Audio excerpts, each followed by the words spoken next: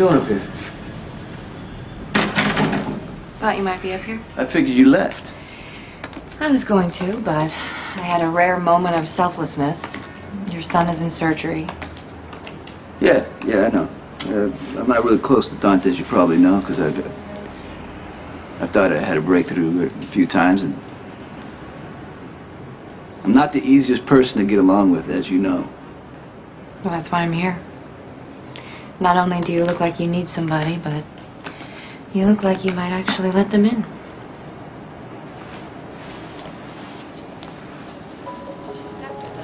Fall's late this year. It's still warm out. Well, winter can wait forever, as far as I'm concerned. You always hated the snow. Well, yeah, well, you would too if you had to sell newspapers in it. Did I ever tell you that I saw you one time? No. I was heading to the city with my parents, and we drove by you on the corner selling papers to commuters. Was it snowing?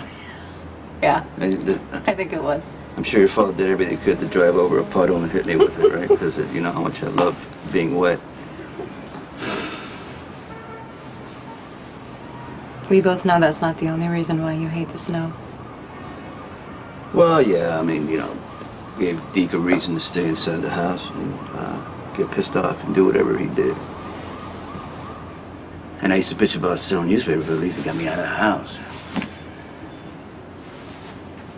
Still hard for you to admit that he was beating you and your... No, it's just he's a pig. No, it's just that. He's a pig. Well, nobody believed your mother's excuses any more than they believed yours. Yeah. I wish somebody would have done something, spoken up. I wish I would have done something. Hey, you were the first one who had me say it out loud. And I felt like a baby because I was crying to you and I was supposed to be this tough guy. Well, you had to be, to endure what you did. I'd have killed him. You stopped me. You stopped me from throwing away my life. Yeah. That was one of those moments where everything changes. And suddenly you're faced with something so much bigger than you ever thought you could handle. I remember my hands were shaking. I had to clench them so you wouldn't see. I was so scared for you. I was so scared that I wouldn't find the right words to keep you from throwing your life away. To this day, I don't even know exactly what I said. I'll tell you. You told me to just think of it like a math problem. Oh yeah, that sounds like me. No, you did. It's like because he said that Deke was getting older and weaker. I was getting stronger, and I should take advantage of that. And in a few years, it would be over. Yeah, I remember that. Yeah, you said there was no way in hell you were going to wait that long. You also told me that my life had meaning, and I could do and be anything that I ever wanted to be, and I shouldn't destroy my life for Deke, because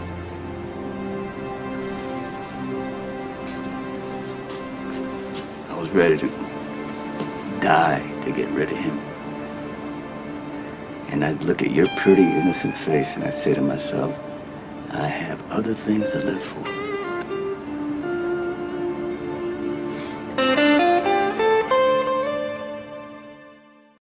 What are you doing? Feeling nostalgic. Hey, does this view up here remind you of anything? The bell tower at St. Augustine, right? Not that the Port Charles waterfront really compares to the Manhattan skyline. Well, you love the skyline. You used to look at it for hours, and you used to talk about what you were going to do when you got out of Bensonhurst. Well, not to inflate your ego, but part of the reason why I stayed in that bell tower was because you were with me. Well, look, it was because of you that I knew that there was a bigger world out there because you were so determined to be part of it. You would always say that people in the neighborhood, they don't take advantage of what's going on in the city, and there's a thing called culture, and you were going to buy a penthouse, and you were going to live in it, and see that Bensonhurst from across the river. Well, I got my penthouse, but I deliberately chose a view that did not face Brooklyn. Well, I got to tell you something. It was because of you that you lit something in me. I didn't want to become some low-level goomba who pays every dime, and you end up finding him in a dead in an alley because of some territory fight, you know? Well, at the time I was trying to inspire you to stay in school. Mm-hmm. Yeah, because you said that I should be a business major. Yeah. You know, I can see now what I couldn't then. The one thing you wanted was power. And you got it. In the end, we were true to our own natures. I wanted to leave that world behind, and you wanted to control it. So clear in my head that that I could do what I wanted to do, and I would pay the price, but it would never touch my kids. Sonny, you're a parent. Your life is going to affect your children. Yeah, I know that. I mean, not Dante, because I didn't know he existed. Well, Olivia did what she thought was Yeah, right. you let her, right? No, I'm just saying, you let her. Sonny, it wasn't my place to tell you. I mean, maybe you find that unforgivable. No, it's all right. What I find unforgivable is that I shot him. Because I liked Dante a lot. Or Dominic is what he called himself. He managed to get into my organization, and he gained my trust, my kids' trust. And I was very sorry when I found out he was a cop. But he impressed me with the way he looked down at the barrel, right? And he said that I was someone he despised. And then he said that he hoped that my kids would never see me the way he sees me. That's when I shot him. And he looked surprised, he fell down, and I was thinking about what I'm going to do, you know, with the body. And Olivia came in and said he was my son. Sonny. And once I accepted,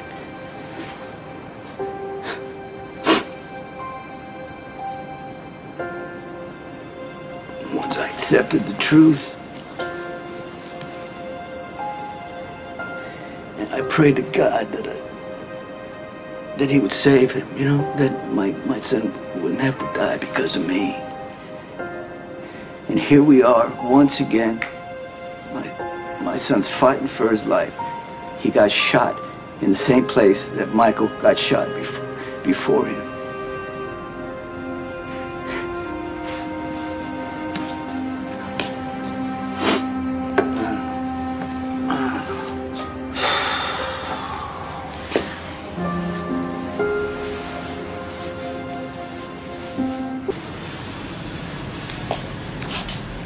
Sonny, Dante's a grown man. He's a cop. He knew the risks. You are not responsible for what happened to him. I am his father. I should protect him just like Michael. I should be protecting Michael. I'm dragging him down the same way. What are you talking about? You would never risk Michael. He knows who shot Dante and he wants revenge. Michael, that's the way Michael is. Well, then you have to stop that, Sonny. Well, you know how I get? When I get angry, I don't... When somebody hurts somebody I love, I don't stop and think.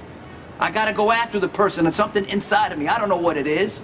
And now Michael wants to go after him because I know he's the only one I can rely on right now because I don't have Jason. I don't have anybody. Michael will end up like you. Is that right? You want him to carry the sins that you carry. Of course not. I don't. Well, then you have to stop it, Sonny. Whatever you're planning for Michael, you know what? You have to stop this revenge altogether. I can't, Kate. I can't do that. It's like being at the bell tower of St. Augustine's. Sonny, you have to decide. You want the neighborhood, or do you want the Manhattan skyline? Do you want more chaos and more pain, or do you want absolution? It's not an option for me. Sonny, you can find absolution if you give it to yourself. Not in words, Sonny, not in simple self-forgiveness. You have to prove it to everybody. To you? Do I have to prove it to you? Just fix this. Sonny, please, pull back. Do something. Before God fixes it for you and shuts the door in your face.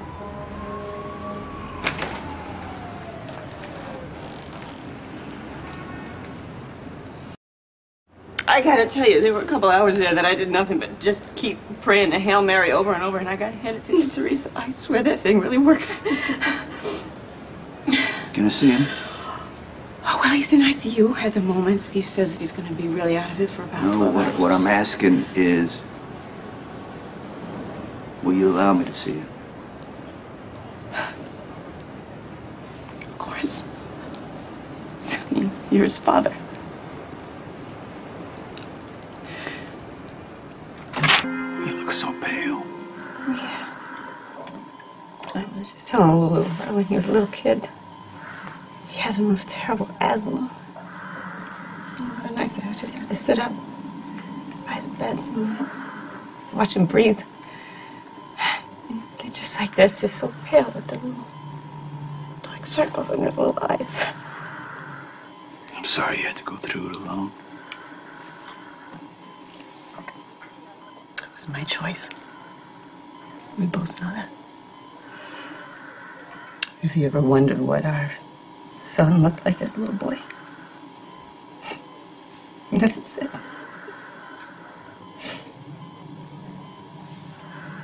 He's a good man.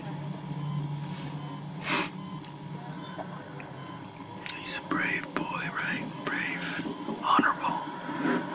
Yeah. You should be very proud of yourself. It's not just me, you know. He's got a lot of his father in him, too.